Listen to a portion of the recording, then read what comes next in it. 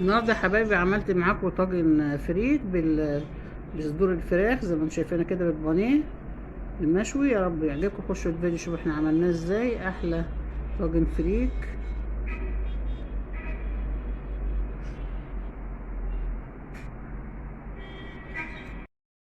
السلام عليكم، ازيكم يا حبايبي؟ عاملين ايه؟ ان شاء الله يا حبايبي هعمل معاكم النهارده طاجن فريك بالفراخ ومعاه صدور بانيه مشويه. دي صدور البانيه انا متبلاها من قبلها بساعتين 3 كده. ومعايا الفريك غسلته ونقعته قيمة 10 دقايق كده، مش اكتر من كده. ومعايا طبعا بصل وجزر وطماطمايه وقرن فلفل. اول حاجة هعملها اولع على الطاجن ده، هنشوح فيه الاول البانيه علشان بعد كده هنحطه على وش الفريك. انا كده حطيت في الطاجن يا حبايبي حتة سمنة صغيرة كده مع حبة زيت. واول ما هيبدأ يسخن كده هنزل البانيه. لازم البانيه يكون محمل كده سخين مش رفيع علشان خاطر يستحمل التشويح والسوا مع الفريك.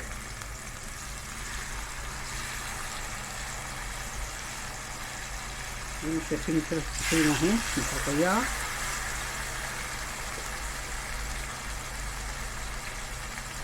لما تيجي تعملي بانيه مشوي او مشوح كده وتحطيه مع اي طاجن، تخلي الراجل يقطعهولك سخين مش رفيع عشان عقبال ما يستوي ما تبقاش رفيعة وتزيح في وسط الاكل.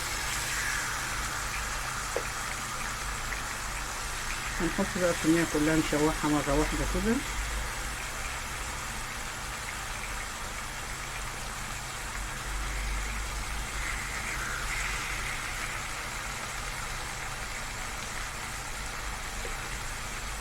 نسيبها بس لما تاخد لون واقلبها على الناحية التانية ونشيلها بقى ونتعامل مع الفريك بالبصل والجزر بتاعنا.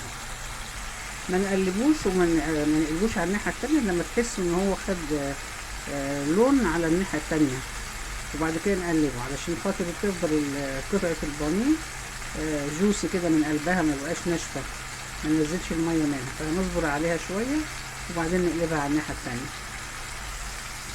كده يا حبايبي. بقى هنبدأ نقلبه وكده خد صدمة وخد لون.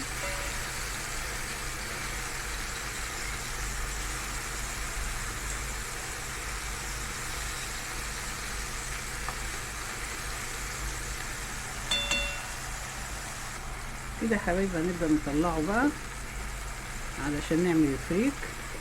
انتوا عارفين صدور الفراخ ما بتاخدش وقت في السوا، وهي كمان كانت متبلة فمستوية على الآخر يعني. كان معايا يا حبايبي وسك فرخة كده مخلي، قطعته قطع زي ما انتم شايفين. هشوحه ده عشان حبايبي حطينا الجزر والتوابل والملح. هننزل بقى عليها المية، مش هنكتر المية عشان هو فيها خضار وكان منقوع الفريك، يعني هنخليه بمستوى الرز. وكده عملنا الفريك اهو مع قطع الفراخ والبانيه شوحناه، وهنكمل تسويته على وش الطاجن في الفرن. زي ما انتم شايفين كده مش مكتره الميه. نغطيه بقى ونسيبه لما الفريك يستوي نحط عليه البانيه ونحطه في الفرن. هنا يا حبايبي الفريك قلبته شرب الميه بتاعته. هنحط بقى عليه البانيه كده وهنسيبه معاه شويه قيمه 10 دقايق كده ونحطه في الفرن. يبقى كده عملنا احلى طاجن فريك مع صدور الفراخ او البانيه بطريقه سهله وبسيطه. جربوه ان شاء الله يعجبكم.